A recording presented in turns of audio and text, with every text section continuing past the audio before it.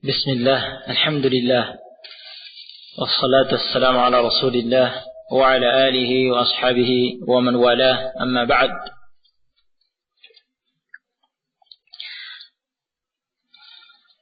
Pembahasan selanjutnya adalah penyempurnaan Sya'ban 30 hari. Halaman 33.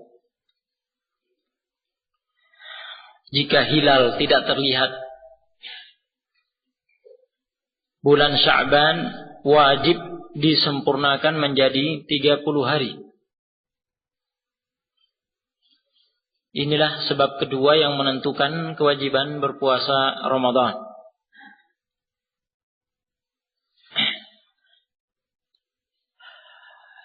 Sebagaimana kita ketahui bersama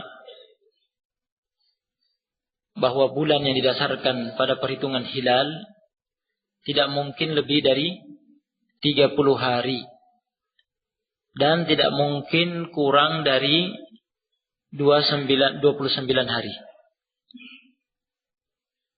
Ya. Dalilnya adalah hadis Ibnu Umar radhiyallahu anhuma dari Rasulullah sallallahu alaihi wasallam bahwa beliau bersabda, "Inna ummatun ummiyah la naktubu wa la nahsubu asy-syahru hakadha wa hakadha yani marratan 29 wa marratan 30."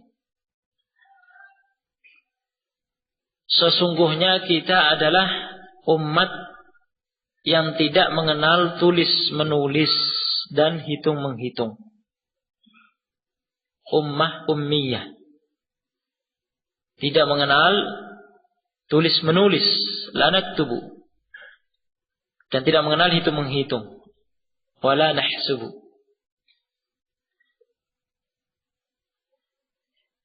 Satu bulan sejumlah ini dan sejumlah itu. Maksudnya terkadang 29 hari dan terkadang 30 hari. Hadis ini muttafaq alaih dan lafaz tersebut adalah lafaz Al-Bukhari. Karena umat ini tidak mengenal tulis menulis dan hitung menghitung, mereka pun tidak bersandar pada ilmu hisab dalam hal perhitungan bulan. Ya. Jadi satu bulan tidak akan kurang dari 29 hari dan tidak akan lebih dari 30 hari. Jadi jika hilal benar-benar tidak terlihat di padang hari setelah berakhirnya hari ke-29 Sya'ban, ditempuhlah penyempurnaan jumlah Sya'ban menjadi 30 hari. Ya, berdasarkan hadis Ibnu Umar radhiyallahu anhuma, Rasulullah sallallahu alaihi wasallam bersabda, "Fasumu li ru'yatihi wa aftiru li ru'yatihi, fa in ughmi 'alaikum faqduru lahu 30." Berpuasalah kalian karena terlihatnya hilal Ramadan dan berbukalah mengakhiri Ramadan karena terlihatnya hilal Syawal. Fa in ughmi 'alaikum, jika hilal tertutup, tidak jelas atas kalian, apa yang dilakukan? Kata Nabi SAW, faqduru lahu 30. Tentukanlah untuknya 30 hari. Ini riwayat Muslim. Pada riwayat lain yang merupakan riwayatnya Al-Bukhari, fa'akmilu 'iddata Sya'ban 30. Sempurnakanlah jumlah Sya'ban menjadi 30 hari. Ya, jelas dalilnya. Masalah pertama terkait dengan ini, hitungan Sya'ban terkait dengan keadaan saat upaya ru'yah. Wajib menyempurnakan jumlah Sya'ban menjadi 30 hari pada dua keadaan. Keadaan yang pertama, keadaan pengamatan hilal dengan langit bercuaca cerah, tanpa awan dan lainnya yang menghalangi pandangan. Ya. Jika pada keadaan seperti ini hilal tetap tidak terlihat, belum bisa dinyatakan bahwa Ramadan telah masuk dan harus dilakukan penyempurnaan hitungan Sya'ban menjadi 30 hari. Pada hari itu, ya, kaum muslimin tidak boleh berpuasa mendahului Ramadan. Dalilnya adalah hadis Abu Hurairah radhiyallahu anhu bahwa Rasulullah sallallahu alaihi wasallam bersabda, "La taqaddamu Ramadan bi shaumi yawmin wa la yawmaini illa rajulun kana yasumu shauman falyasumhu." Muttafaq alaih. Janganlah kalian mendahului Ramadan dengan berpuasa sehari atau 2 hari sebelumnya. Kecuali seseorang yang biasa menekuni puasa tertentu, hendaklah ia berpuasa sebagaimana biasa. Pada hadis ini Rasulullah SAW melarang mendahului Ramadan dengan berpuasa sehari atau 2 hari sebelumnya. Berarti jika disempurnakan 30 Sya'ban, tidak boleh berpuasa pada hari itu mendahului Ramadan. Jika berpuasa pada hari itu berarti mendahului Ramadan dengan puasa sehari sebelumnya. Ya, terlarang pada hadis ini. Begitu pula jika berpuasa pada tanggal 29 Sya'ban. Berpuasa pada tanggal 29 Sya'ban terlarang berdasarkan hadis ini. Ya. Karena jika berpuasa mendahului Ramadan pada tanggal 29 Sya'ban, jika ternyata Sya'ban pada tahun itu digenapkan 30, berarti berpuasa tanggal 29 Sya'ban, berpuasa 2 hari sebelum Ramadan. 2 hari sebelum Ramadan.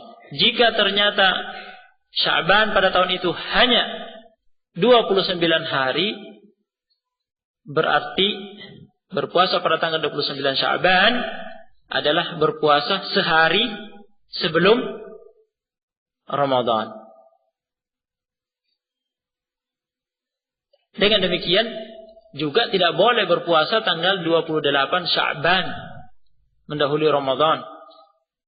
Pada tanggal 28 Sya'ban, karena ada kemungkinan Sya'ban pada tahun itu hanya 29.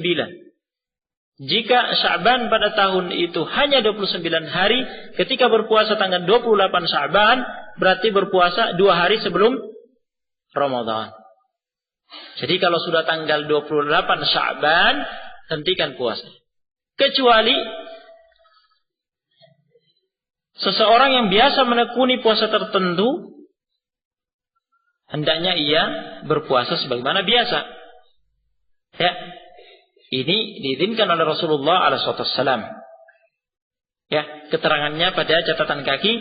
Adapun yang biasa berpuasa sunnah, lalu bertepatan jatuhnya dengan sehari atau 2 hari sebelum Ramadan, diperbolehkan baginya untuk tetap berpuasa sebagaimana biasa. Demikian pula diperbolehkan bagi yang bermaksud berpuasa wajib seperti qada puasa Ramadan sebelumnya, puasa nazar atau lainnya, lalu bertepatan dengan sehari atau 2 hari sebelum Ramadan. Ya. Puasa sunnah yang biasa ditekuni seseorang, misalnya dia biasa berpuasa Senin Kamis.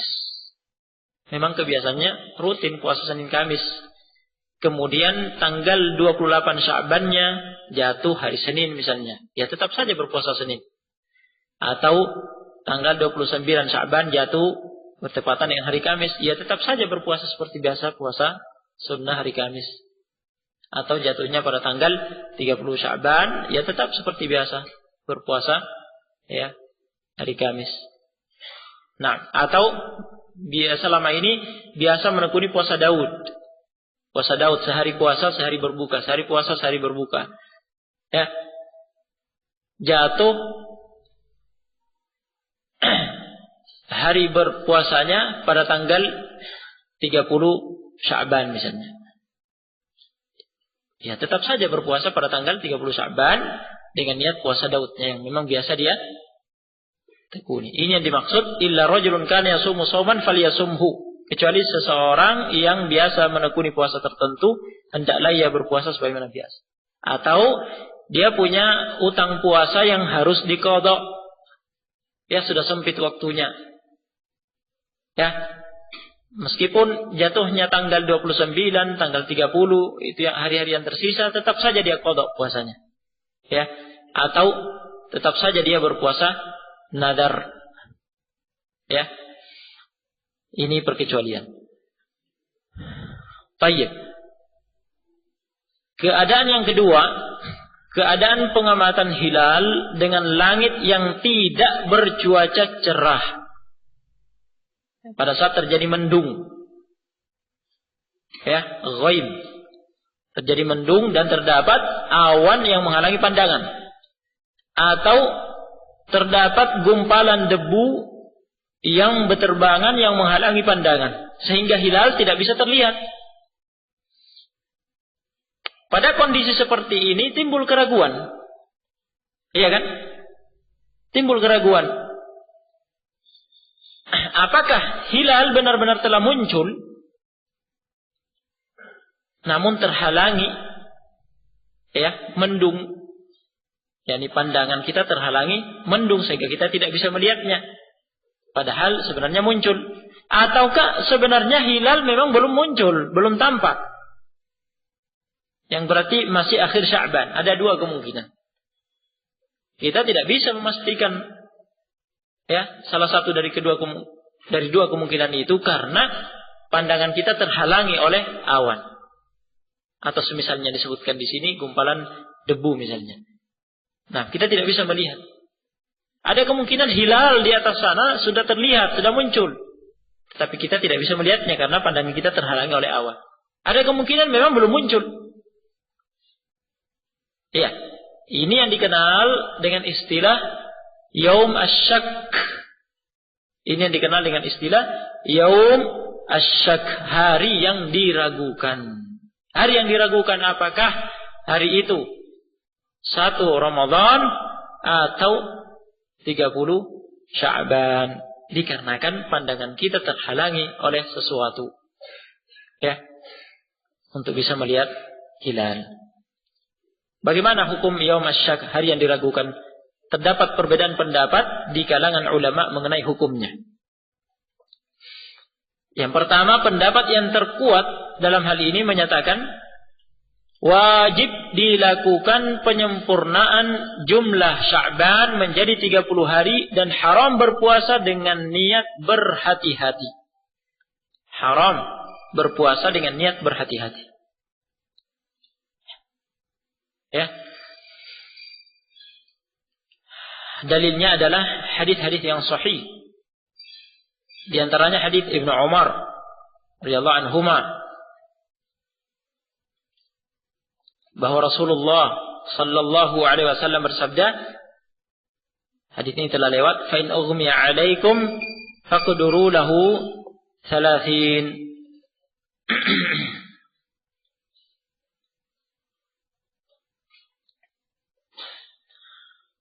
Jika hilal tertutup tidak jelas atas kalian, tentukanlah untuknya 30 hari. Jelas sekali pada hadis ini. Jika hilal tertutup tidak jelas atas kalian karena dihalangi oleh awan atau semisalnya, perintah Rasulullah SAW adalah tentukanlah untuknya 30 hari. Pada riwayat yang lain, fa'akmilu iddata Sya'ban 30, sempurnakanlah jumlah Sya'ban menjadi 30 hari. Ya. Yang pertama riwayat Muslim, yang kedua riwayat Al-Bukhari. Begitu pula hadits Abu Hurairah radhiyallahu anhu yang telah lewat tadi. Ya, la taqaddamu Ramadan bi shaumi yawmin wala yawmain illa rajulun kana yasumu shawman falyasumhu. Janganlah kalian mendahului Ramadan dengan berpuasa sehari atau 2 hari sebelumnya, kecuali seseorang yang biasa menekuni puasa tertentu, hendaklah ia berpuasa sebagaimana biasa. Muttafaq alaih. Ditambah dengan hadis Ammar bin Yasir. Hadis Ammar bin Yasir radhiyallahu anhuma. yang dikeluarkan oleh Abu Daud, At-Tirmidzi, An-Nasa'i, Ibnu Majah, Ibnu Khuzaimah, Ibnu Hibban dan yang lainnya. Ya. Kata Ammar bin Yasir radhiyallahu anhuma, "Man shoma al-yawm alladhi yushakku fihi faqad 'asa Abul Qasim sallallahu alaihi wasallam." Barang siapa berpuasa pada hari yang diragukan, ia telah bermaksiat kepada Abul Qasim, yakni Rasulullah sallallahu alaihi wasallam. Abul Qasim adalah kunyah Rasulullah sallallahu alaihi wasallam.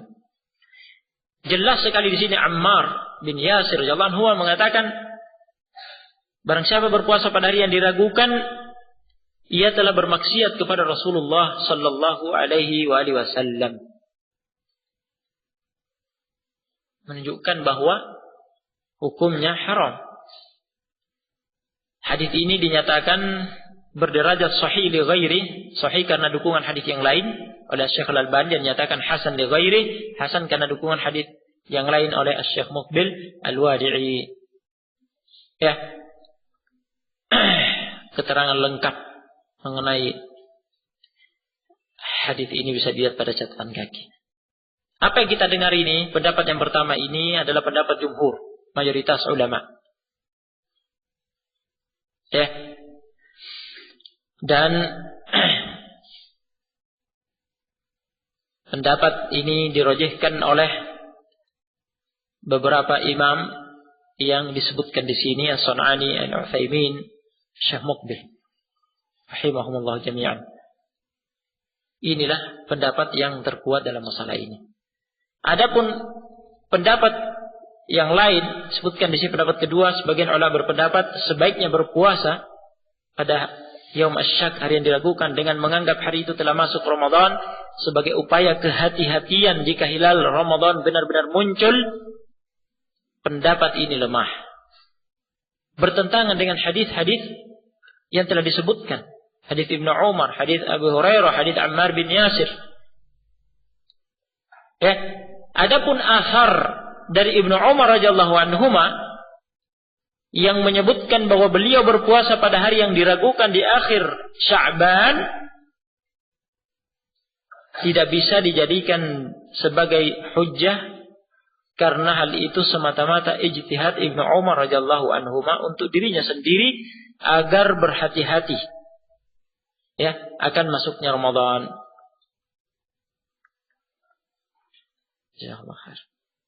Ya, tetapi itu ijtihad beliau radhiyallahu anhu, ya, tidak bisa diikuti karena itu bertentangan dengan hadis-hadis yang ada.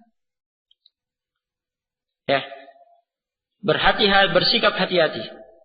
Berhati-hati dengan cara berpuasa di hari yang diragukan.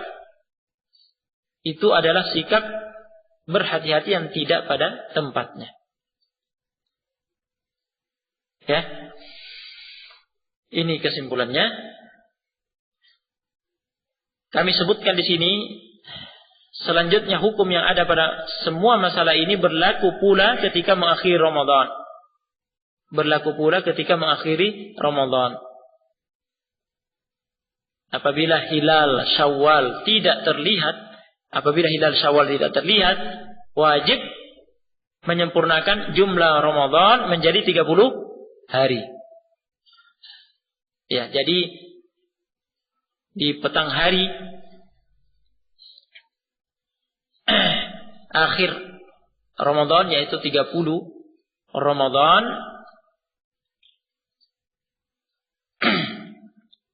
nah, di petang hari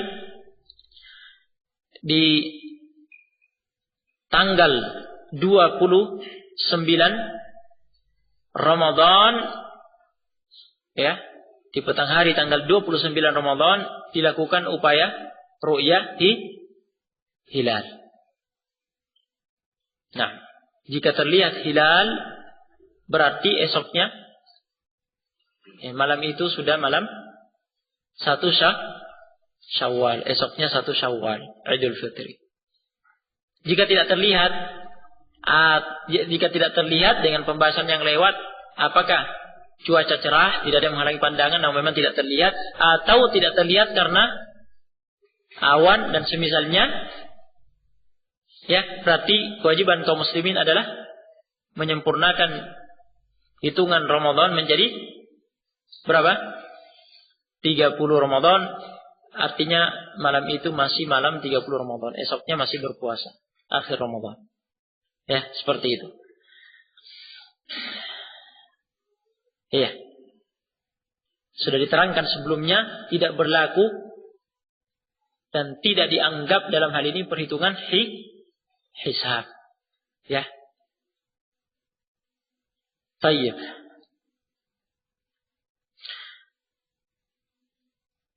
Berikutnya penjelasan tentang berita ru'yah hilal dari orang yang adil. Berita ru'yah hilal dari orang yang adil. Diterangkan di sini pengertian secara bahasa. Yang dimaksud dengan al-adl secara makna bahasa adalah al-mustaqim. Artinya sesuatu yang lurus. Ya.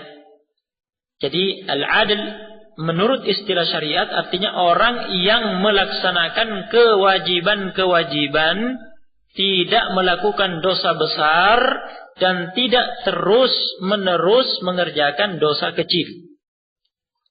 Dengan ungkapan lain, ia adalah orang yang selamat bersih dari berbagai sebab kefasikan. Ya, selamat dari asbab al-fisq. Nah, selamat bersih dari berbagai sebab kefasikan. Nah, ini yang dimaksud dengan orang yang adil, orang yang istiqomah agamanya. Ya. Pada catatan kaki ada keterangan, bisa jadi seseorang telah melakukan suatu kefasikan dan ia telah bertaubat darinya sehingga menghapuskan sifat fasik pada dirinya serta mengembalikannya menjadi seorang yang adil. Jadi tidak boleh berputus asa. Jika terjerumus dalam satu kefasikan, ya tidak boleh berputus asa. Ya, segera bertobat kepada Allah Subhanahu wa taala dengan taubat nasuh, taubat yang benar, terpenuhi syarat-syaratnya. Dengan itu seseorang kembali menjadi orang yang adil. Ya, hilang darinya sifat fasik tersebut karena dia telah bertobat darinya. Nah, iya. Terkait ini ada beberapa masalah. Masalah yang pertama, persyaratan sifat adil dan kuatnya penglihatan bagi seorang saksi dalam hal ru'yah hilal. Penentuan mulainya puasa Ramadan harus berdasar kepada persaksian ru'yah hilal dari seorang muslim yang adil. Ya, jadi orang kafir tentu saja tidak memiliki sifat ini. Ya, dia kafir sehingga persaksiannya tidak diterima. Begitu pula, demikian pula seorang muslim yang tidak memiliki sifat adil karena dia fasik, persaksiannya tidak diterima. Ya. Dalam hal ini persaksian seorang pria dan wanita sama, tidak dibedakan. Ya, selama memiliki sifat adil, laki-laki dan wanita sama. Karena ini adalah berita tentang masalah agama, terkait dengan masalah agama. Seperti halnya riwayat, ya, riwayat hadis, ya, seorang pria dan wanita tidak dibedakan. Ya. Selama rawi itu orang yang adil, orang istiqomah, baik dia laki-laki maupun wanita, seorang diri meriwayatkan, diterima riwayatnya. Begitu pula berita tentang ru'yah hilal, karena ini terkait dengan masalah agama. Selama dia adil, istiqomah, baik dia laki-laki maupun wanita, seorang diri, ya, diterima persaksiannya untuk, ya, menandai masuknya bulan Ramadan. Ya, akan dibahas nanti bahwa untuk hilal Ramadan, persaksian satu orang yang adil Ya. Cukup. Beda untuk persaksian munculnya hilal Syawal dan bulan-bulan yang lainnya. Nah, di samping persyaratan sifat adil ini juga dipersyaratkan kuatnya penglihatan. Kuatnya penglihatan ini ditegaskan oleh Ibnu Utsaimin rahimahullah. Ya. Jadi yang diakui persaksian yang melihat hilal adalah orang yang adil dan orang yang memang penglihatannya kuat. Nah,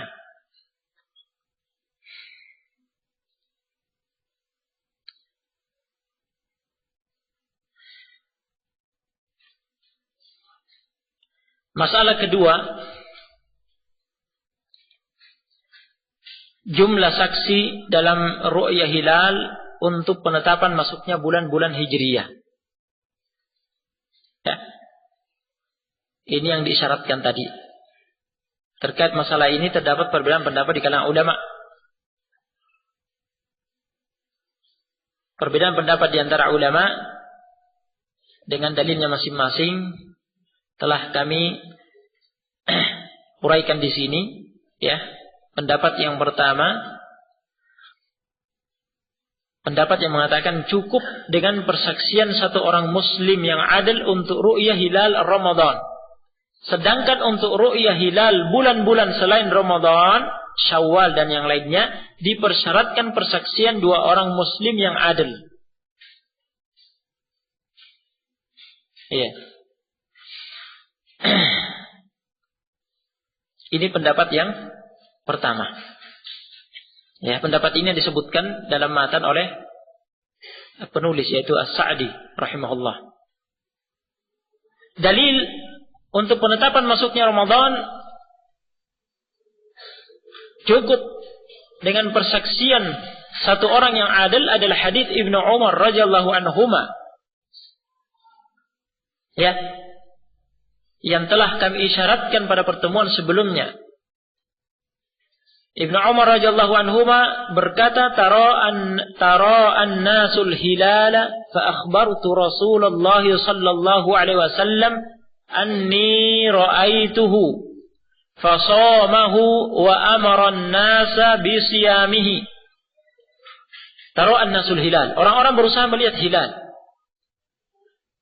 Fa akhbartu Rasulullah sallallahu alaihi wasallam anni ra'aituhu. Aku, kata Ibnu Umar, kemudian memberitakan kepada Rasulullah sallallahu alaihi wasallam bahwa aku melihatnya. Fasamahu wa amara an-nasa bisiyamih. Lantas beliau Rasulullah sallallahu alaihi wasallam yang dilapori menetapkan untuk berpuasa esoknya dan memerintahkan orang-orang untuk berpuasa. Hadis ini riwayat Abu Daud. Ya, dinyatakan sahih oleh Ibnu Hibban dan Al-Hakim, juga dinyatakan sahih oleh Al-Albani. Ya, perhatikan pada hadis ini, di antara sekian banyak sahabat radhiyallahu anhum yang berupaya untuk melihat hilal, ternyata yang ditakdirkan oleh Allah Subhanahu wa taala berhasil melihat hilal hanya satu orang, yaitu Ibnu Umar radhiyallahu anhu. Seluruh sahabat udul. Seluruh sahabat bersifat adil. Ibnu Umar radhiyallahu anhu kemudian bersaksi di hadapan Rasulullah sallallahu alaihi wasallam yang berkedudukan selaku pemerintah. Yang berkedudukan selaku pemerintah kaum muslimin. Persaksian itu diterima. Ya, kemudian Rasulullah SAW berdasarkan persaksian Ibnu Umar menetapkan masuknya Ramadan esok harinya berdasarkan persaksian itu dan memerintahkan kaum muslimin untuk berpuasa. Ya, yakni pemerintah berkedudukan sebagai pemerintah yang menetapkan dan memerintahkan kaum muslimin, jadi memberi keputusan berdasarkan persaksian itu. Ya. Nah, pada catatan kaki kami terangkan, ya, hadis ini merupakan dalil bahwa persaksian satu orang muslim yang adil untuk ru'yah hilal Ramadan dianggap cukup. Di samping itu, hadis ini merupakan dalil yang menunjukkan bahwa pihak yang berwenang menetapkan masuknya Ramadan adalah penguasa atau pemerintah yang ketika itu dipegang oleh Rasulullah sallallahu alaihi wasallam berdasarkan persaksian yang sah terhadap ru'yah hilal Ramadan. Ini menunjukkan tidak beresnya ya sebagian golongan ya sebagian ormas yang ingin mengambil alih wewenang pemerintah ini, ingin ikut-ikut memberi keputusan menetapkan masuknya Ramadan atau mengakhiri Ramadan ya menyelisihi keputusan pemerintah. Ya, lebih tidak beres lagi penetapannya berdasarkan hisab yang merupakan bid'ah. Ya. Seperti yang telah disebutkan sebelumnya dan semuanya sudah tahu golongan yang dimaksud. Nah, ini untuk penetapan masuknya Ramadan. Untuk penetapan masuknya bulan-bulan Hijriyah ya secara umum, yakni Syawal dan yang lainnya ya, dibutuhkan persaksian berapa orang?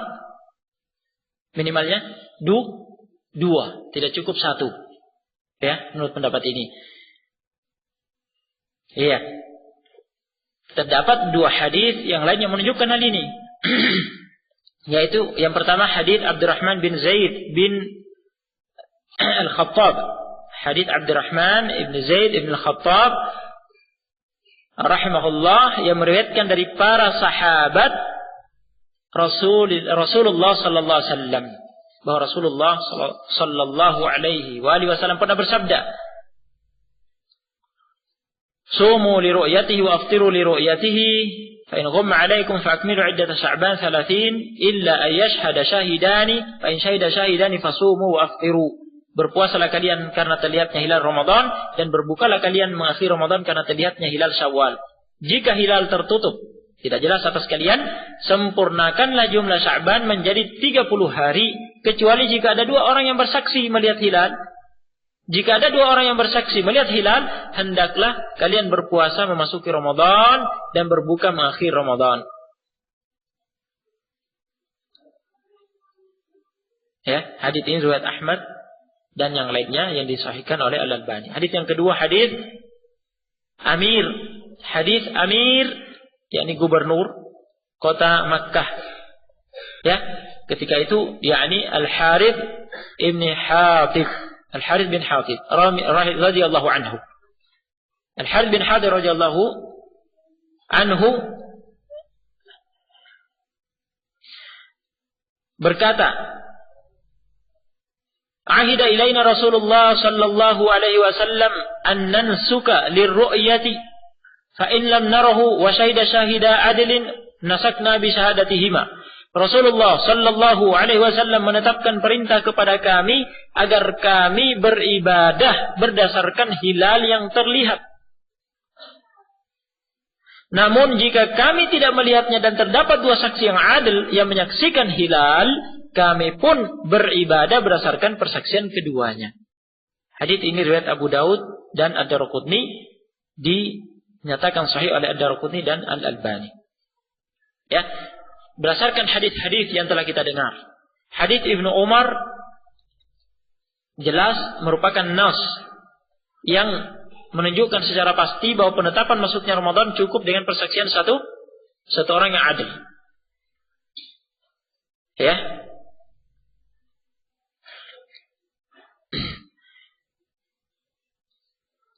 Ini tersurat secara langsung dalam teks hadis. Ini jelas.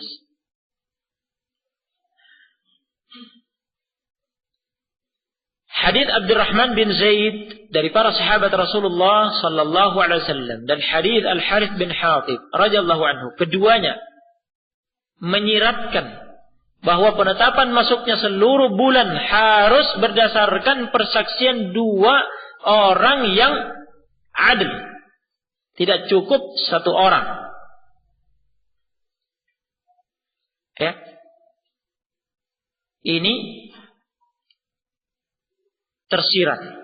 Ya, untuk penetapan masuknya seluruh bulan termasuk Ramadan harus berdasarkan persaksian 2 orang yang adil, tidak cukup 1 orang.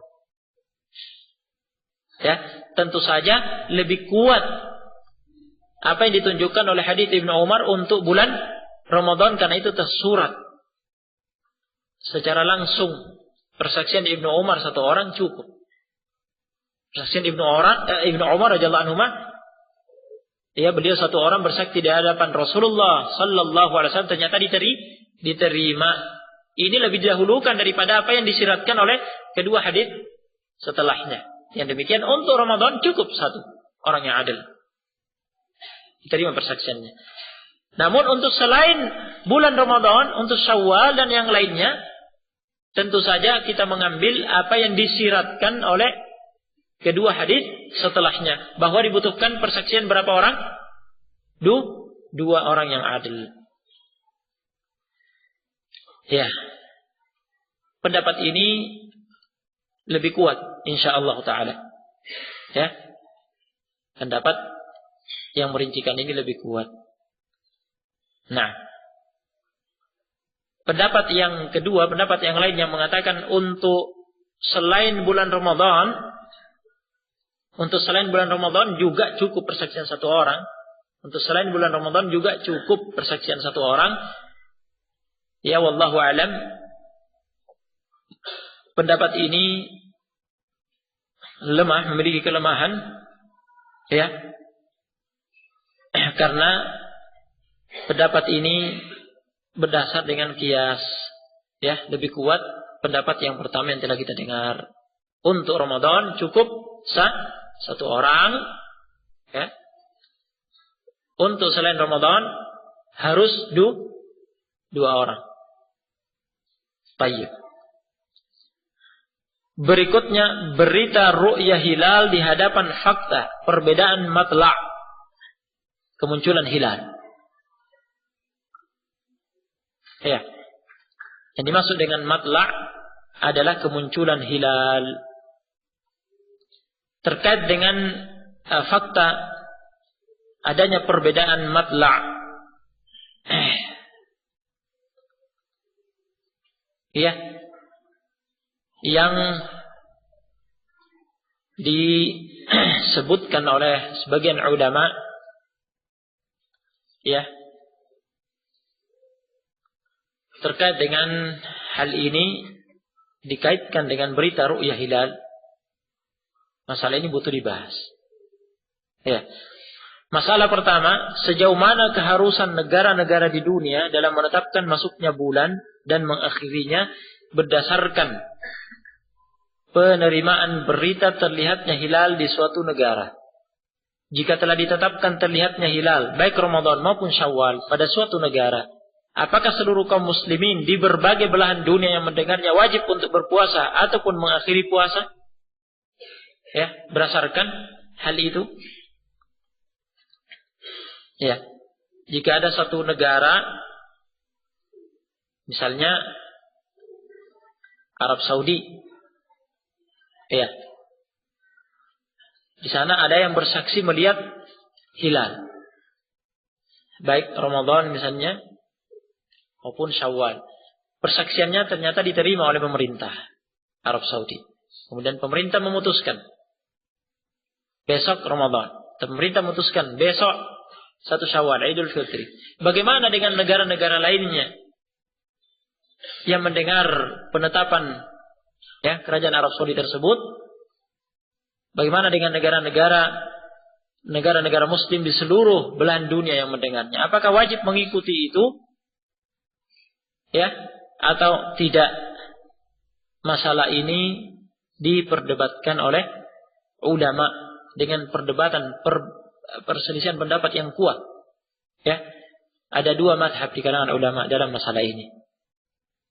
Yang pertama, mazhab Syafi'i menyatakan tidak wajib menetapkan terlihatnya hilal selain kaum muslimin yang telah melihatnya. dan kaum muslimin yang telah mendengar beritanya yang memiliki matla' kemunculan hilal yang sama dengan mereka. Adapun yang berbeda matla', berbeda kemunculan hilal, tidak wajib untuk mengikuti. Ya, apa yang ditetapkan di negara lain tersebut karena berbeda matla'. Ya. Jadi untuk negara tetangganya yang berdekatan yang dianggap satu matla', ya, satu kemunculan hilal, wajib mengikutinya. Tetapi negara yang jauh yang dianggap matla'nya kemunculan hilalnya sudah berbeda, tidak wajib mengikuti. Ya. Punya ru'yah sendiri karena matla'nya berbeda. Ya, ini mazhab Syafi'i. Mazhab ini yang dianut oleh pemerintah kita. Mazhab ini yang dianut oleh pemerintah Indonesia. Ya. Ini yang mereka jalankan. Yang kedua, mazhab jumhur, mayoritas ulama, menyatakan wajib bagi seluruh negara di dunia yang telah mendengar berita terpercaya tentang terlihatnya hilal di suatu negara untuk menetapkannya. Perbedaan matla', ini kemunculan hilal, tidak diperhitungkan dan tidak ada pengaruhnya dalam hal ini. Ya.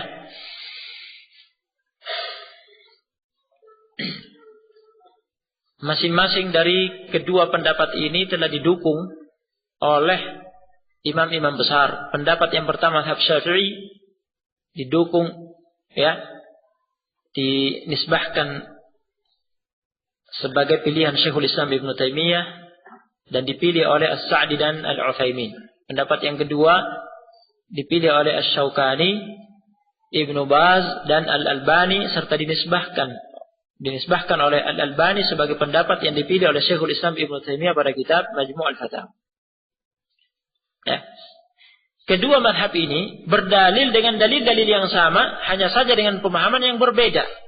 Jadi dalil-dalilnya sama, tetapi berbeda dalam memahami dalil-dalil itu. Masing-masing menariknya, ya, kepada pemahaman yang dijadikan, ya, sebagai dalil yang mendukung mazhab mereka. Dalil-dalil itu adalah firman Allah Subhanahu wa taala, "Faman syahida minkumus syahra falyasumhu." Al-Baqarah 185. Karena itu barang siapa di antara kalian menjumpai bulan itu, Ramadan, hendaklah ia berpuasa pada bulan itu. Ya. Dalil dari as-sunnah hadits Ibnu Umar radhiyallahu anhuma, Rasulullah sallallahu alaihi wasallam bersabda, "Fasumu li ru'yatihi wa aftiru li ru'yatihi." Berpuasalah kalian karena terlihatnya hilal Ramadan dan berbukalah mengakhiri Ramadan karena terlihatnya hilal Syawal. Riwayat Muslim. Dan hadis yang lain yang semakna dengan ini. Ya.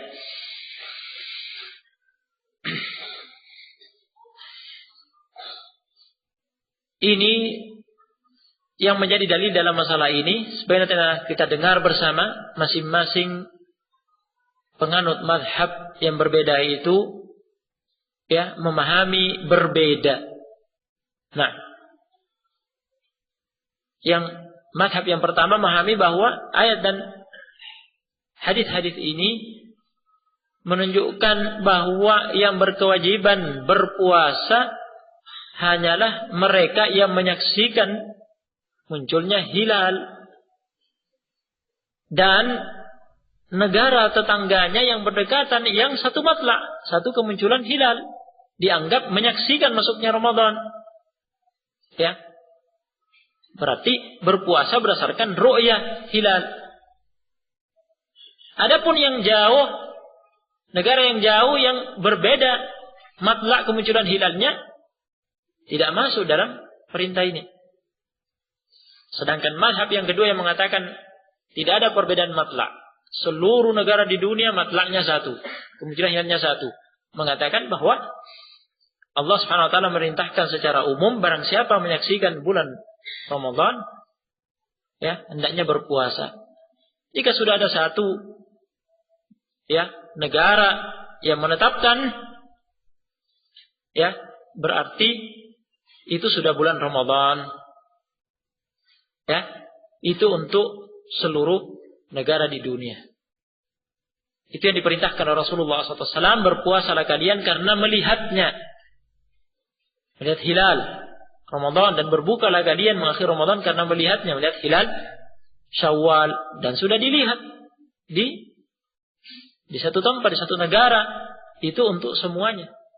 Nah, karena tidak ada perbedaan matla'. Ya, ini perbedaan pendapat yang ada di antara ulama. Yang terkuat menurut kami, wallahu a'lam, di antara dua pendapat ini adalah pendapat jumhur ulama. Pendapat yang mengatakan tidak ada perbedaan matla'. Tidak ada perbedaan matla'. Ya, seluruh negara di dunia matla'nya kemunculan hilalnya satu. Ya.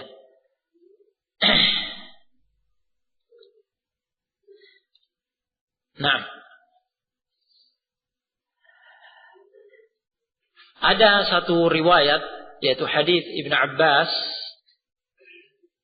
radhiyallahu anhuma, yang kami sebutkan pada halaman 48,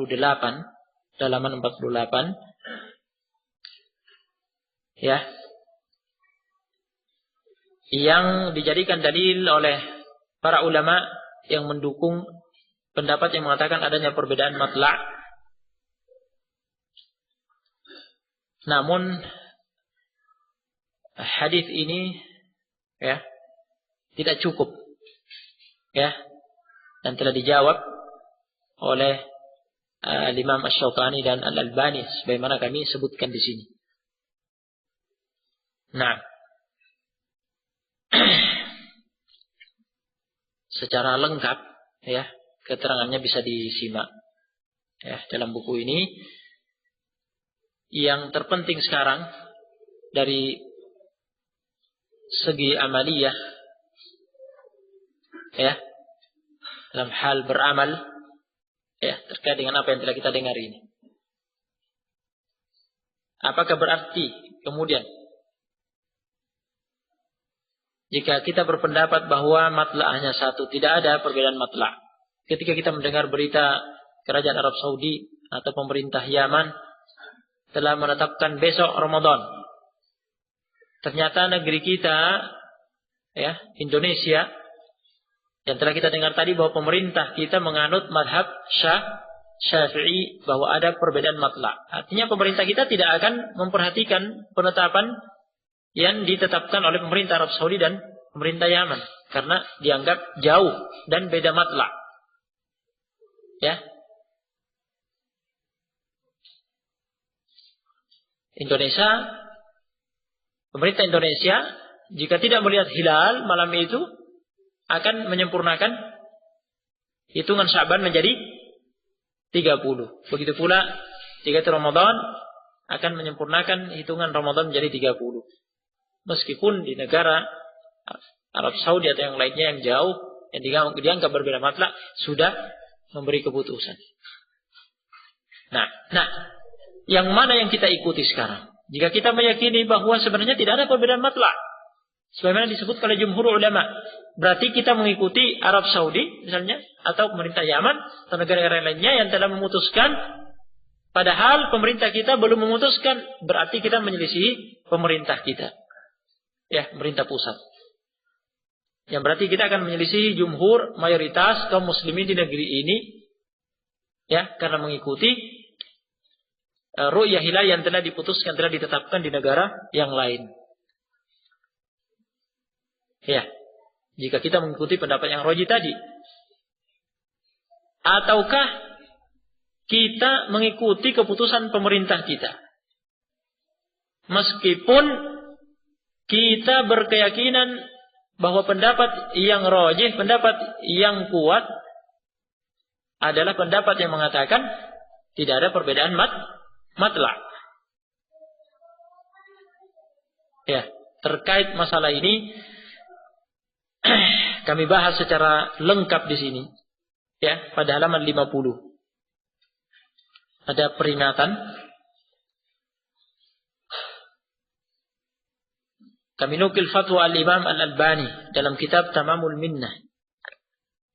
Kata beliau, sembari berharap menunggu negeri-negeri Islam bersatu dalam urusan ru'yah hilal, saya berpendapat wajib bagi rakyat di setiap negara untuk berpuasa, memulai dan mengakhirinya bersama dengan pemerintahnya. Tidak boleh terjadi perpecahan dalam negeri tersebut, sehingga sebagian ada yang berpuasa bersama dengan pemerintahnya dan sebagian lainnya berpuasa dengan negara yang lain yang mendahului ketetapan waktu puasa negerinya atau lebih akhir darinya. Hal itu akan menyebabkan meluasnya skala perpecahan pada satu negara, yang hal ini merupakan realitas yang terjadi pada sebagian negeri Arab sejak sekian tahun ini. Wallahul musta'an. Ya, hanya Allah tempat memohon pertolongan. Ini keterangan Al-Albani dalam Tamamul Minnah. Kemudian keterangan Al-Albani dalam kitab yang lainnya, itu kitab As-Sahihah. Beliau menerangkan bahwa upaya menciptakan kebersamaan pada satu negeri dalam hal memulai dan mengakhiri puasa masuk dalam kaidah mencegah kerusakan yang lebih besar dengan menempuh kerusakan yang lebih kecil. Ya.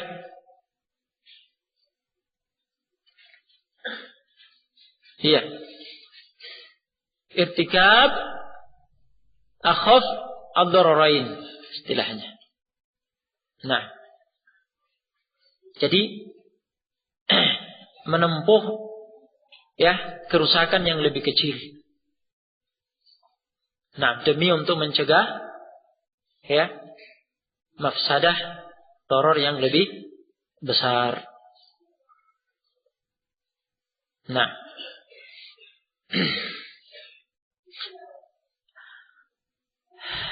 jadi artinya kita diperhadapkan dengan dua mafsadah. Kita diperhadapkan dengan dua mafsadah. Nah, tinggal kita memilih mafsadah yang mana yang kita hindari. Mafsadah yang mana yang kita hindari. Jika kita mengikuti keputusan negara lain dan menyelisihi pemerintah pusat, pemerintah kita mengawali puasa atau mengakhiri puasa berhari raya ya dengan menyelisihi pemerintah pusat, berarti menyelisihi ya mayoritas kaum muslim di negeri ini. Demi mengikuti ru'yah di negara lain, karena kita berkeyakinan yang benar adalah satu matla. Ini mafsadah akan terjadi perpecahan di negara itu. Ya, dalam satu negara ini. Sebagaimana realitas menunjukkan demikian. Ya, tetangga dengan tetangga ramai.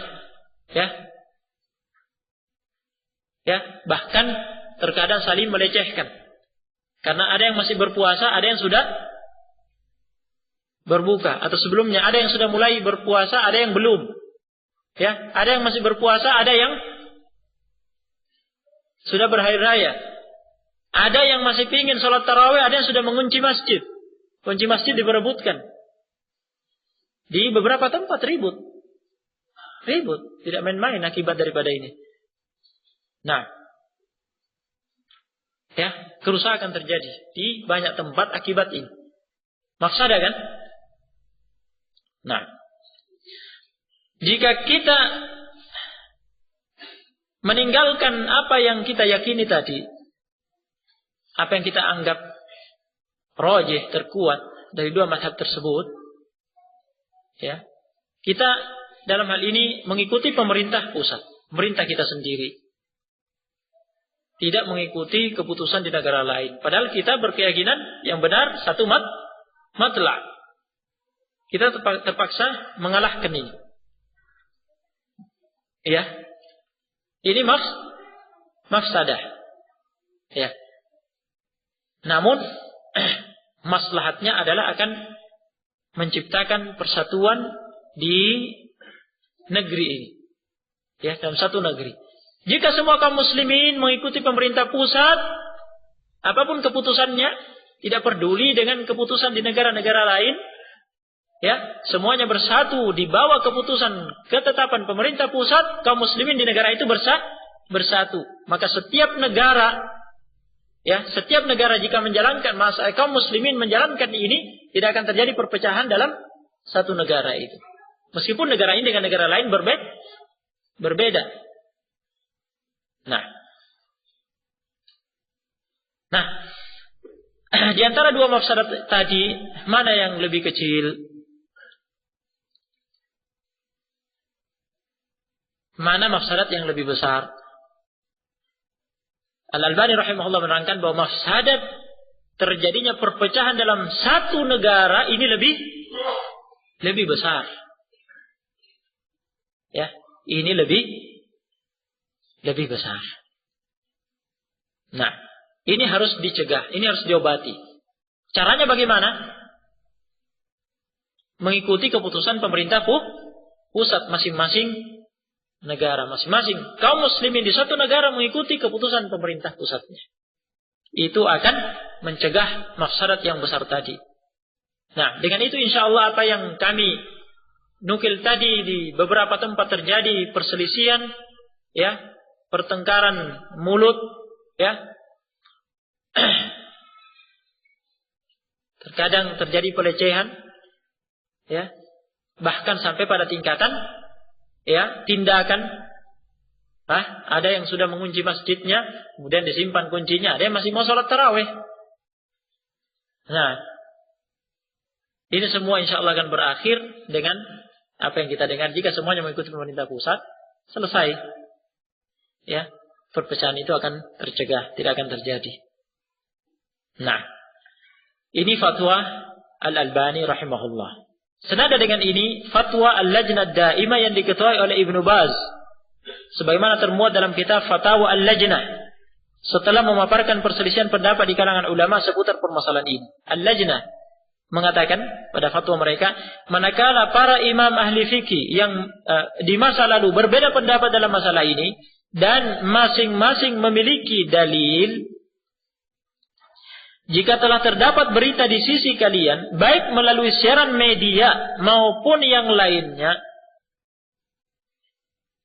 ya, baik melalui siaran media maupun yang lainnya, telah terlihatnya hilal di luar matlak kalian, hendaklah kalian mengembalikan urusan ini, berpuasa atau tidaknya, kepada pemerintah pusat, penguasa tertinggi di negeri kalian.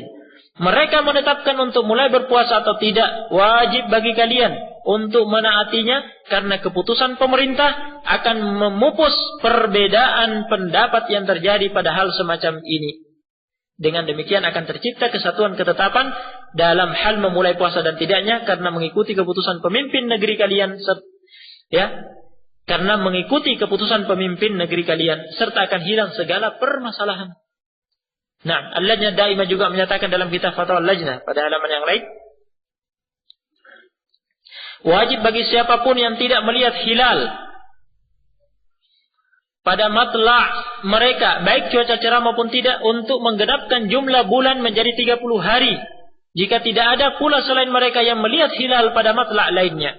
Namun, jika sampai kepada mereka berita ketetapan terjadinya ru'yah hilal di luar matla' mereka, mereka wajib mengikuti keputusan pemerintah pusat, penguasa tertinggi yang muslim di negeri mereka dalam hal memulai puasa dan mengakhirinya. Sebab keputusan pemerintah pada masalah semacam ini akan menyingkirkan perbedaan pendapat di antara para ahli fikih mengenai diperhitungkannya perbedaan matla' atau tidak. Ya, sudah dua fatwa. Al-Albani, Ibnu Baz bersama dengan Al-Lajnah Daimah.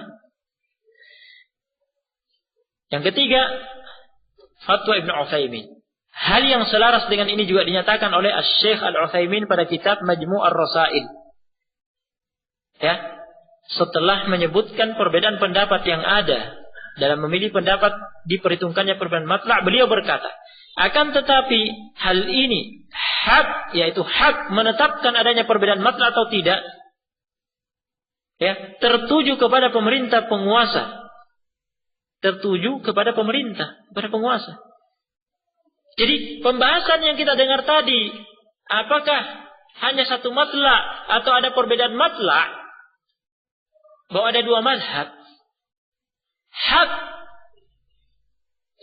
ya, untuk menetapkan adanya perbedaan matlak atau tidak, ini tertuju kepada siapa? Bukan tertuju kepada, ya, setiap orang, tapi tertujunya kepada pemerintah, kepada pemerintah pusat.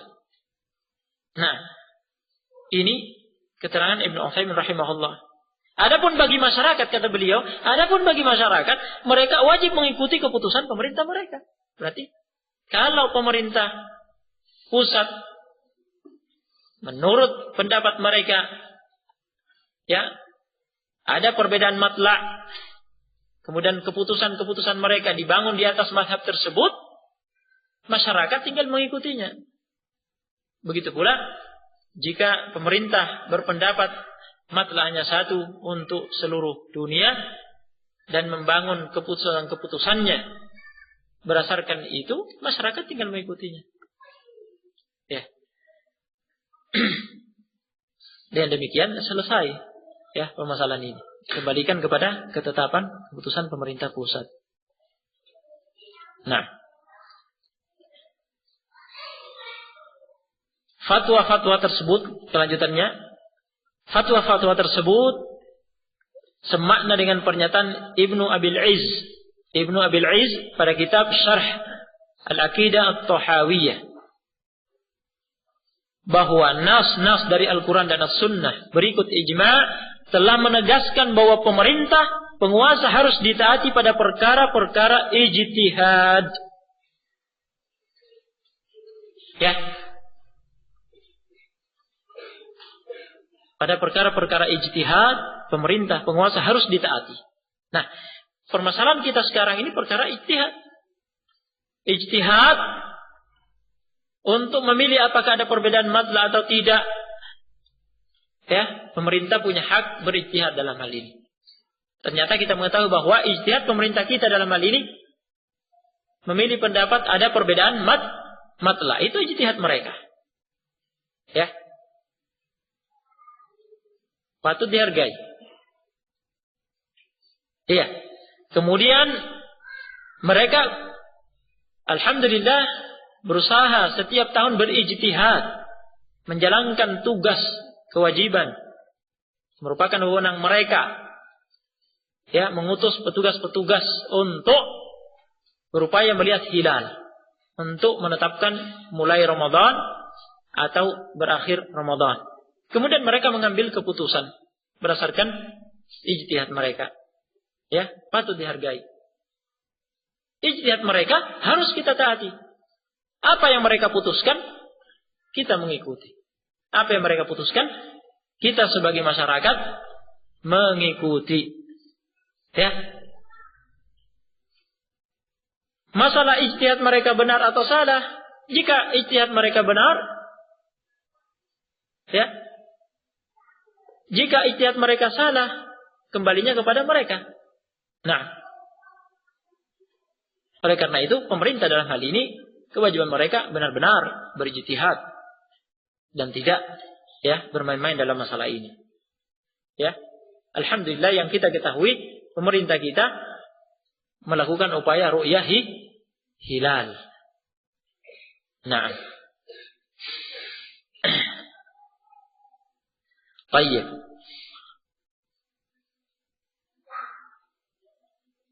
Kami nyatakan di sini pada halaman 53 akhirnya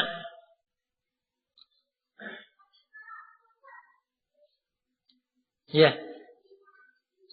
fatwa-fatwa dari Asy-Syaikh Al-Albani, Al-Lajnah Daimah dan Asy-Syaikh Al-Utsaimin seluruhnya bertemu pada mazhab ketiga dalam permasalahan ini, yang menyatakan bahwa masyarakat harus mengikuti keputusan pemerintah penguasa negeri mereka. Hal ini berdasarkan hadits Abu Hurairah radhiyallahu anhu bahwa Rasulullah sallallahu alaihi wasallam bersabda, "As-shaumu yauma tasumun wal fitru yauma tuftirun wal adha yauma tudahhun." Berpuasa dilakukan pada hari kalian semua berpuasa. Berbuka, merayakan Idul Fitri dilakukan pada hari kalian semua berbuka. Merayakan hari Idul Adha dilakukan pada hari kalian semua merayakan kurban. Hadits ini riwayat At-Tirmidzi, dinyatakan sahih oleh Al-Albani dan Al-Wadi'i.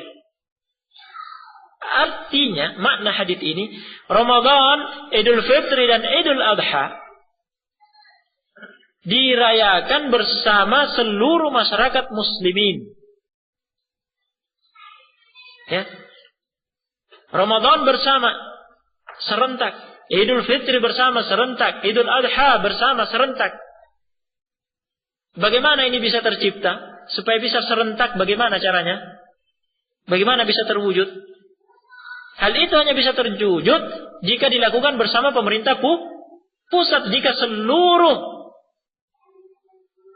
masyarakat kaum muslimin di negeri itu mengikuti pemerintah pusatnya, itu akan terwujud serentak semuanya. Iya kan? Nah, berdasarkan hadis ini,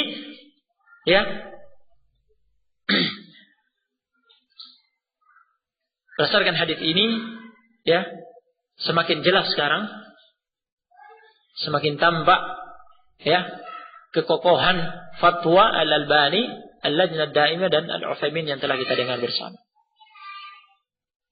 Dan dengan itu, akan tercipta kemaslahatan masyarakat umum, persatuan mereka, serta tercegah bahaya kerusakan, perselisihan dan perpecahan akibat menyelisih ketetapan pemerintah.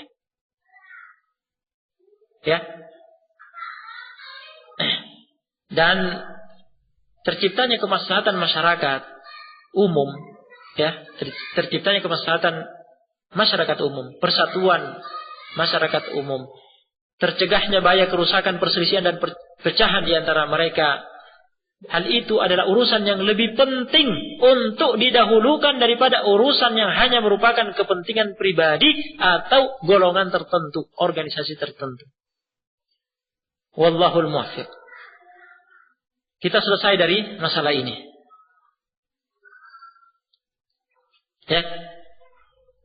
Masalah kedua, masalah ini bisa disimak dalam buku ini, Yang masalah ini hanya akan terkait dengan orang-orang tertentu yang mungkin akan melakukan safar ke luar negeri. Yaitu apabila dia memulai puasa di suatu negeri lalu melakukan safar ke negeri yang lain yang berbeda awal puasanya. Bagaimana cara dia bersikap dan beramal, bisa disimak lengkapnya pada buku ini. Kita lanjut ke pembahasan berikutnya, hukum ru'yah hilal seorang diri pada halaman 56.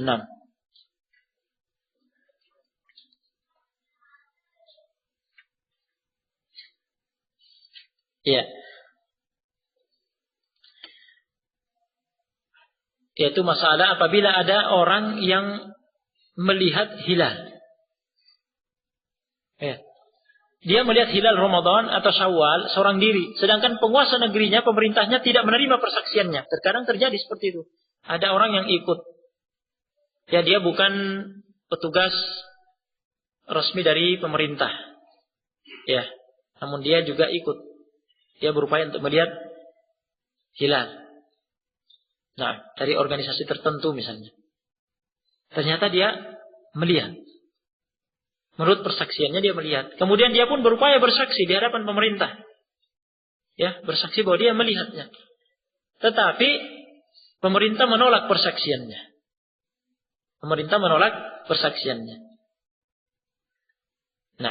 Apa yang dilakukan oleh orang itu? Sementara dia yakin. Karena sudah melihatnya sendiri. Dengan mata kepalanya sendiri. Namun persaksiannya ditolak oleh pemerintah. Sehingga pemerintah memberi keputusan yang lain. Apakah dia beramal sesuai dengan ru'yahnya yang dia yakini tersebut? Meskipun menyelisih pemerintahnya? Atau bagaimana? Terdapat perbedaan pendapat di antara ulama dalam masalah ini. Ya, kesimpulannya yang benar ya adalah pendapat yang pada buku ini kami nukil sebagai pendapat yang kedua. Pendapat yang dipilih oleh Syekhul Islam Ibnu Taimiyah, Syekh Al-Albani dan Syekh Ibnu Baz, bahwa orang itu wajib memulai puasa bersama masyarakat negerinya dan mengakhiri puasa bersama mereka juga. Tidak menyelisihi ya keputusan pemerintah pusat. Nah, dalilnya adalah hadis Abu Hurairah radhiyallahu anhu, "As-shaumu yauma tasumun wal fitru yauma tuftirun." Al-hadis. Kita dengar hadisnya secara lengkap tadi. Berpuasa dilakukan pada hari kalian semua berpuasa, berbuka merayakan Idul Fitri dilakukan pada hari kalian semua berbuka, dan seterusnya. Sampai akhir hadis yang telah kita dengar lengkapnya tadi. Ya. Jadi jangan beramal sendiri, menyelisihi ya kaum muslimin di sekitarnya yang beramal bersama dengan pemerintah. Karena berpuasa dilakukan pada hari kalian semua berpuasa, ini bersama pemerintah pusat. Berbuka merayakan Idul Fitri dilakukan pada hari kalian semua berbuka, ya, berhari raya bersama pemerintah pusat. Nah, mungkin ada yang bertanya, tetapi dia sendiri sudah melihatnya, yakin. Bagaimana ini? Jawabannya kami terangkan di sini. Ya, setelah kami menyebutkan menurut kami pendapat inilah yang benar, meskipun hilal menurut indera penglihatan orang itu benar-benar terlihat, tetapi hilal yang dilihatnya itu secara hukum syariat tidak dianggap. Meskipun hilal menurut indera penglihatan orang itu benar-benar terlihat, yakin dia, tetapi hilal yang dilihatnya secara hukum syariat tidak dianggap. Ya. Kenapa? Karena hal ini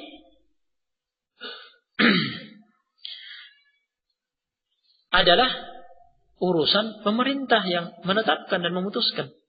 Ya. Hal ini karena urusan mengawali dan mengakhiri Ramadan bukan urusan individu yang setiap orang berhak beramal sendiri-sendiri, bukan. Ya, urusan ini bukan urusan masing-masing orang beramal sendiri-sendiri, bukan. Ya, ini adalah urusan kaum muslimin secara umum yang diatur oleh pemerintah. Sebagaimana ditunjukkan oleh hadits Ibnu Umar radhiyallahu anhu yang telah disebutkan sebelumnya. Ketika para sahabat kaum muslimin ya berlomba-lomba berupaya untuk melihat hilal, ternyata yang melihat cuma siapa?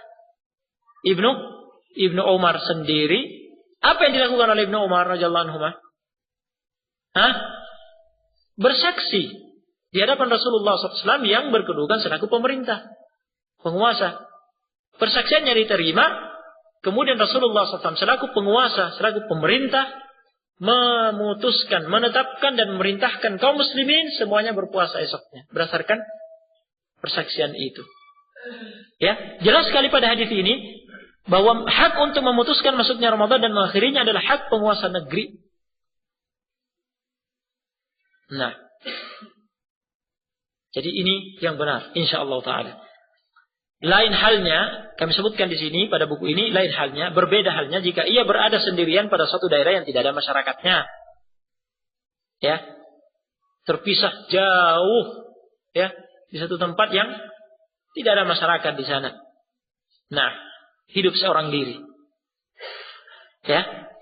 Atau sekelompok orang yang minoritas di negeri non-muslim. Dia minoritas di negeri non-muslim. Nah, di sana ada sekelompok orang misalnya minoritas di negeri non-muslim. Pemerintahnya bukan pemerintah muslim, pemerintah kafir. Ya, berarti mereka sekelompok orang itu berpuasa jika melihat hilal. Ya, mereka berusaha melihat hilal. Jika mereka melihatnya, mereka berpuasa berdasarkan itu atau mengakhiri berdasarkan itu. Atau mereka mendengar berita terlihatnya hilal di salah satu negeri muslim. Mereka mengikutinya. Karena pemerintah yang mereka tempati saat itu bukan pemerintah muslim. Nah,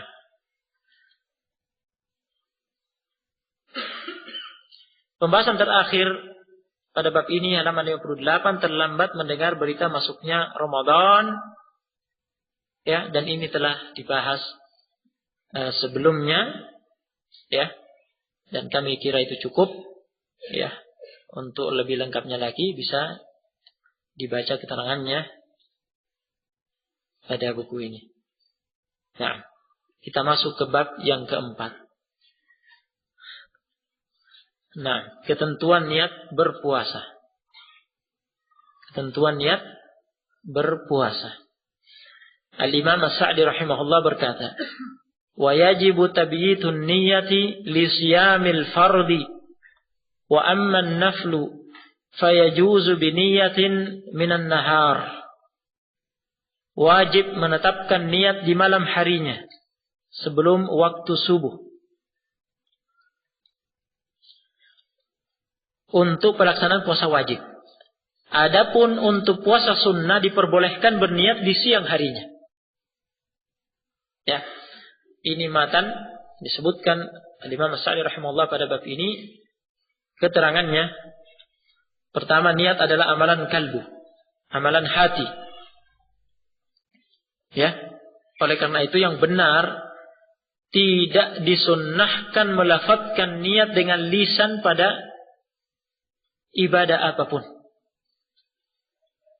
Ya, suatu perkara yang dianggap agama padahal tidak pernah diajarkan, diyakini sebagai agama yang akan mendekatkan diri seseorang kepada Allah Subhanahu wa taala, padahal tidak pernah diajarkan oleh Nabi sallallahu alaihi wasallam. Berarti itu adalah perkara baru dalam agama. Ini yang dikenal dengan istilah bid'ah yang tercela. Seluruh bid'ah dalam agama tercela dan tertolak. Dalilnya adalah hadis Aisyah radhiyallahu anha, ya, riwayat muttafaq alaihi dengan lafaz man ahdatsa fi amrina hadza ma laysa minhu fa huwa raddun. Barang siapa mengada-adakan perkara baru dalam urusan agama ini yang bukan darinya, perkara itu tertolak. Riwayat Muslim lafaznya man amila amalan laisa alaihi amruna fa huwa raddun. Barang siapa mengamalkan suatu amalan yang tidak ada tuntunannya dalam agama ini, amalannya tertolak. Di antara bid'ah yang tercela dan tertolak yang dilakukan oleh banyak orang adalah melafadzkan niat pada ibadah puasa dan ibadah lainnya, ibadah puasa, ibadah sholat, ya, dan yang lainnya. Padahal itu tidak pernah diajarkan oleh Rasulullah sallallahu alaihi wasallam. Karena tidak pernah diajarkan oleh Rasulullah sallallahu alaihi wasallam, tidak ada tuntunannya, berarti itu perkara baru yang diada-adakan, ya, oleh mereka, dan itu bid'ah. Ya, apa yang mereka lakukan itu melafadzkan niat untuk suatu ibadah. Hal ini pembahasan kita adalah puasa, yang mengatakan misalnya nawaitu shauma ghadin ila akhiri, aku berniat berpuasa esok hari dan seterusnya, melafadzkan niatnya. Ya, amalan tersebut tercela dan tertolak, tidak dinilai. Ya, tidak dinilai oleh Allah Subhanahu wa taala, tidak berpahala. Bahkan itu tercela. Ya. Nabi alaihi salatu wassalam tidak pernah mencontohkan sama sekali melafadzkan niat pada ibadah puasa dan yang lainnya. Begitu pula para sahabat. Ya.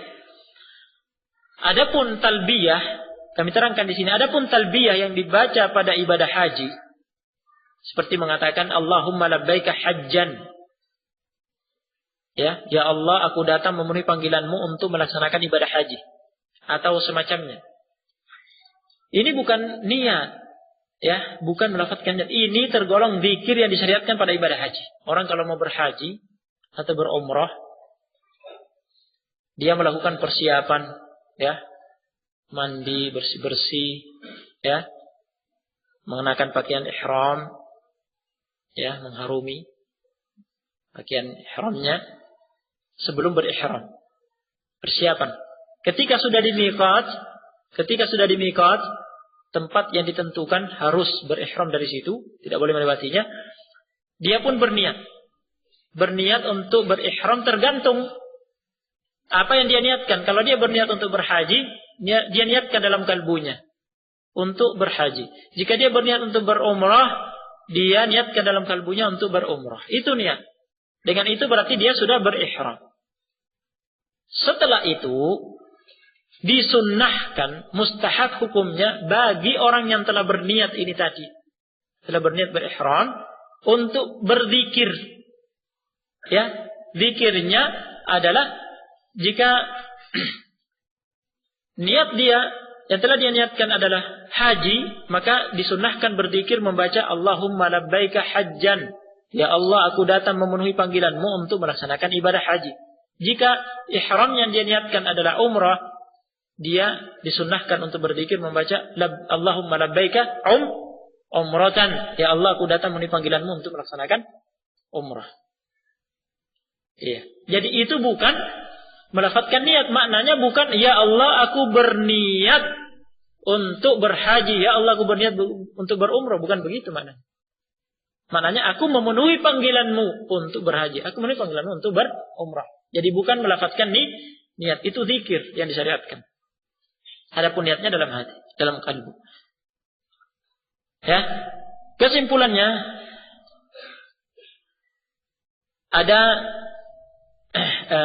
di samping apa yang telah kita dengar, yang kedua, Allah Subhanahu wa taala Maha tahu, mengetahui apa saja yang terbetik dalam kalbu seseorang.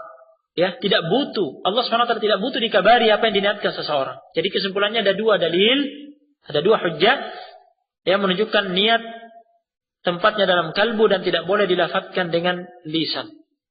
Melafadzkannya dengan lisan adalah bid'ah. Yang pertama, melafadzkan niat adalah perkara bid'ah dalam agama ini, tidak pernah diajarkan oleh Rasulullah sallallahu alaihi wasallam. Ini dalil pertama, tidak bolehnya melafadzkan niat dengan lisan. Karena melafadzkannya dengan lisan adalah perkara bid'ah dalam agama ini yang tidak pernah diajarkan oleh Rasulullah sallallahu alaihi wasallam. Yang kedua, Allah Subhanahu wa taala Maha tahu tentang apa yang terbetik dalam kalbu setiap hambanya, sehingga tidak butuh dikabari tentang niat yang ada di dalamnya. Nah, berikutnya ketentuan niat puasa wajib. Masalah pertama, waktu penetapan niat berpuasa wajib. Dalam masalah ini ada perbedaan pendapat di kalangan ulama tentang hukum tabyid an-niyah, istilahnya.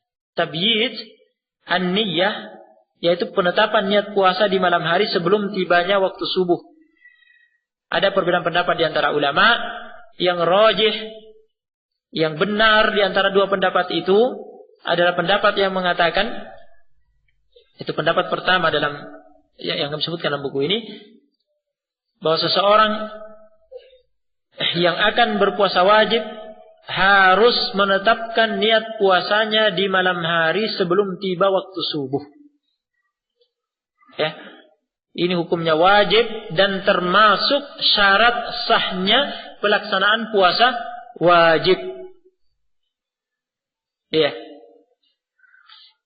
ini pendapat yang benar. Dalilnya hadis Umar radhiyallahu anhu, innamal a'malu binniyat wa innamal likulli imri'in ma nawa. Amalan-amalan itu hanyalah dilakukan dengan niat dan setiap orang hanyalah mendapatkan ganjaran dari apa yang diniatkannya. Muttafaq alaih. Hadis ini merupakan dalil yang bersifat umum, dalil secara umum bahwa seluruh ibadah dipersyaratkan harus dikerjakan dengan niat. Ya, termasuk ibadah puasa. Lebih dari itu,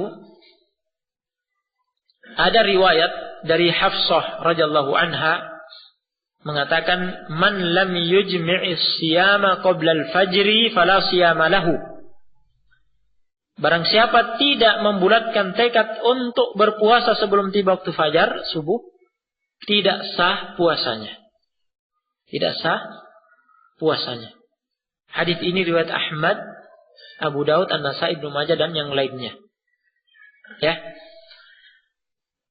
Jelas pada hadis ini, barang siapa tidak membulatkan tekad, tidak berniat untuk berpuasa sebelum tiba waktu fajar subuh, tidak sah puasanya. Namun hadis ini diperselisihkan oleh ahli hadis, apakah ini sabda Rasulullah sallallahu alaihi wasallam yang dikenal dengan istilah marfu', ya, disebutkan sebagai sabda Rasulullah sallallahu alaihi wasallam, atau yang benar ini ucapan Hafsah. Ya. yakni athar mauquf. Nah,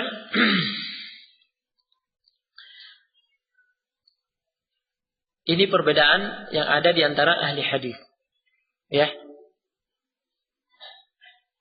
Ya.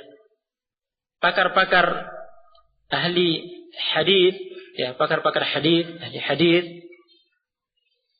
yang terdahulu seperti Imam Ahmad, Al-Bukhari, Abu Hatim Ar-Razi, Abu Daud, At-Tirmidzi dan An-Nasai, supaya kami terangkan pada catatan kaki, ya. Mereka menyatakan bahwa yang benar pada riwayat hadis ini adalah riwayat yang mauquf, ucapannya Hafsah, bukan ucapan Rasulullah SAW. Ya.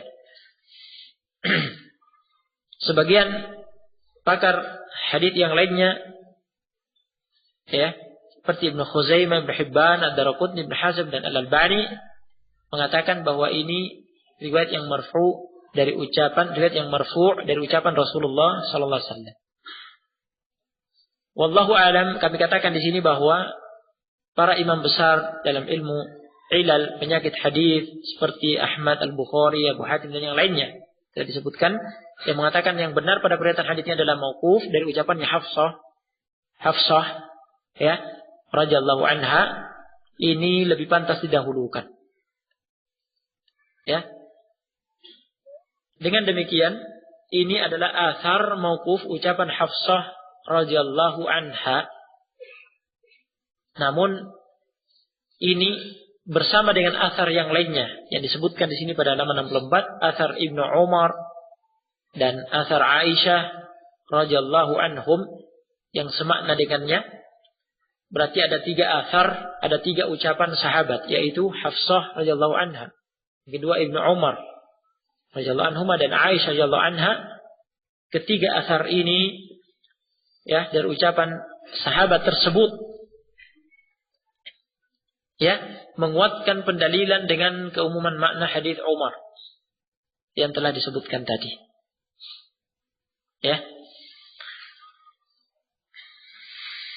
Ya. Dalam hal ini disebutkan oleh Ibnu Hazm, ya, sebagaimana pada catatan kaki nomor 2, ya, mereka adalah 3 orang dari kalangan sahabat yang sama sekali tidak diketahui ada sahabat lain yang menyelisihi mereka. Nah, jadi kuat pendapat ini, yakni pendapat yang mengatakan bahwa puasa wajib syaratnya harus diniatkan sejak malam harinya sebelum terbit fajar. Nah, adapun yang mengikuti ijtihad Al-Albani dan ulama sebelumnya yang mengatakan bahwa hadis Hafsah tadi itu adalah sabda Nabi SAW, ya, semakin jelas lagi. Karena jika berkeyakinan bahwa itu sabda Nabi SAW, berarti Nabi SAW telah menegaskan barang siapa tidak membulatkan tekad untuk berpuasa sebelum tiba waktu fajar subuh, tidak sah puasanya. Nah, ya, dan secara makna kita sudah mendengar definisi puasa, bahwa puasa itu adalah beribadah kepada Allah SWT dengan menahan diri dari makan, minum dan pembatal-pembatal puasa lainnya sejak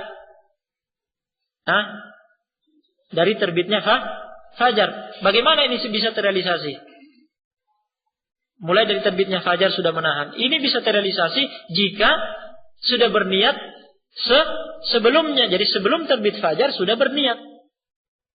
Ya, Allah Subhanahu wa taala berfirman, "Wa kulu washrabu hatta yatabayyana lakumul khaytul abyadu minal khaytil aswadi minal fajr."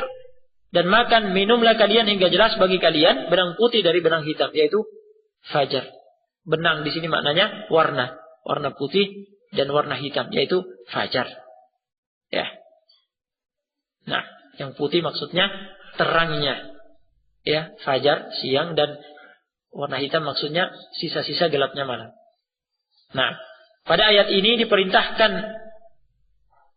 diizinkan, ya, makan dan minum hingga terbit fajar. Diperintahkan bahwa jika sudah terbit fajar sudah harus berpuasa, sudah tidak boleh makan dan minum. dan semisalnya. Sudah harus menahan. Berarti niat berpuasa harus ada sejak malamnya sebelum terbit fajar. Ini jelas. Ya, pendapat ini yang benar. Masalah kedua, halaman 66, intensitas niat untuk puasa Ramadan. Apakah cukup satu kali niat saja untuk puasa 1 bulan ataukah harus berniat setiap hari?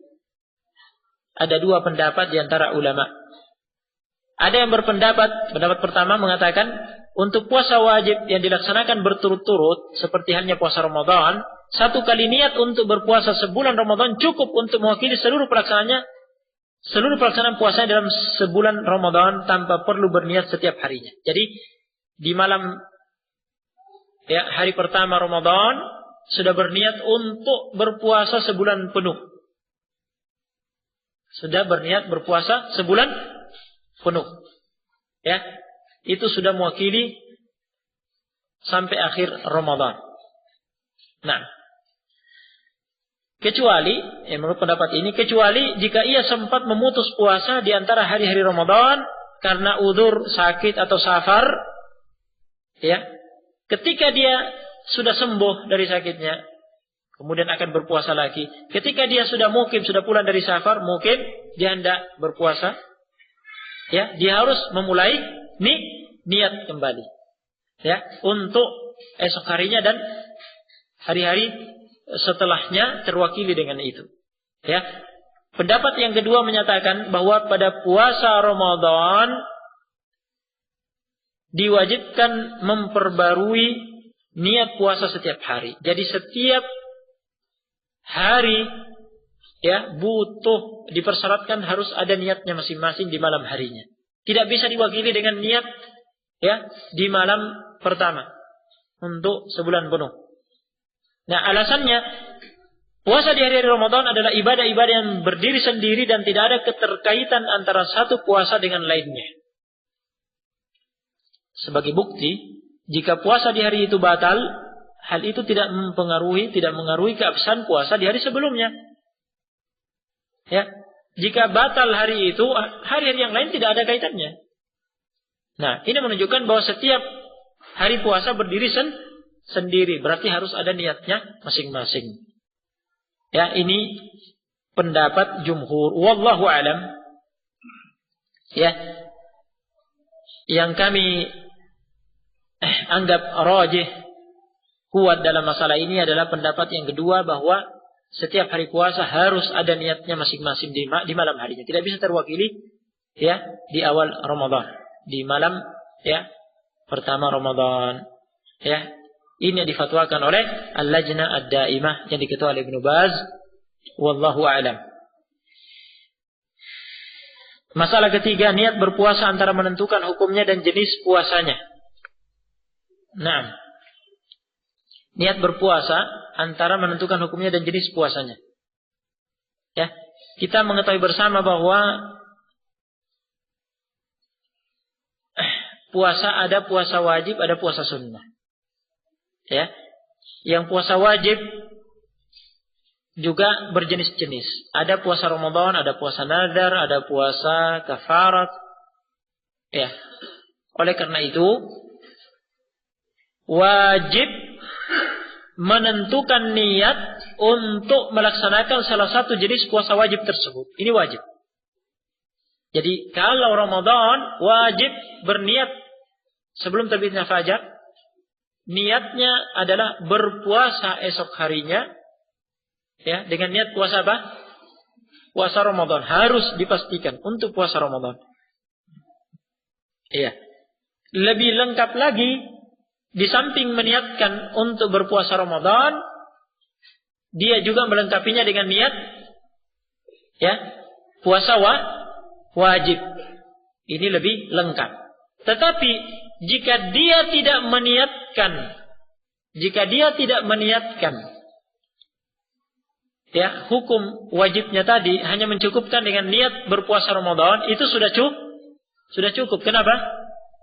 Karena kalau dia meniatkan esoknya dia akan berpuasa Ramadan, secara otomatis itu wajib. Iya. Nah, ini bagi yang sudah balik. Kalau anak yang masih mumayyiz, ketika dia meniatkan esok harinya akan berpuasa Ramadan, hukumnya pada dia otomatis adalah sunnah. Jadi dengan menentukan, memastikan bahwa niat puasanya adalah puasa Ramadan, ya, itu sudah mewakili hukumnya.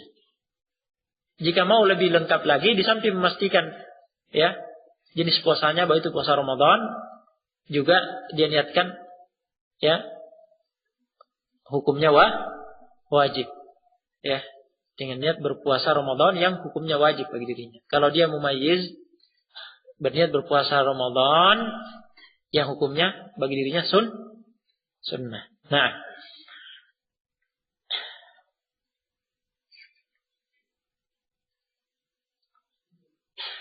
ya.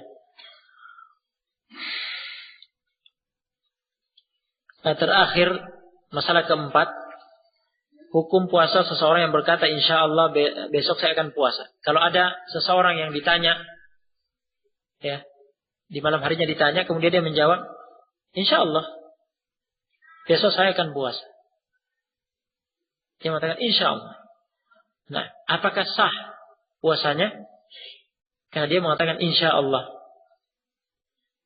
Yang benar dalam masalah ini ada rincian. Rincian yang pertama, jika dia mengucapkan dalam keadaan ragu,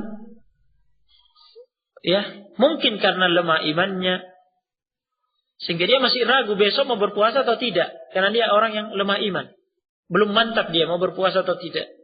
Ditanya besok puasa atau tidak, insya Allah. Insya Allah. Dalam keadaan ragu ini, belum mantap, belum dibulatkan tekadnya. Nah, yang seperti ini hukumnya, ya, puasanya tidak sah. Nah, karena dia belum berniat, belum berazam, belum membulatkan tekadnya.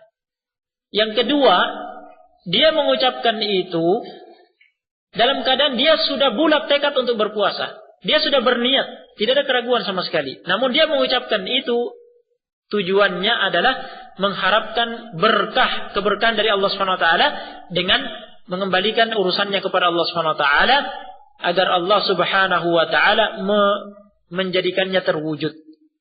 Ya. Agar benar-benar terwujud puasanya. Dalam keadaan dia sudah berniat, ya, sudah bulat tekadnya. Insyaallah dia ucapkan tujuannya mengharapkan apa? Berkah dari Allah Subhanahu wa taala dengan mengembalikan hal itu kepada kehendak Allah Subhanahu wa taala.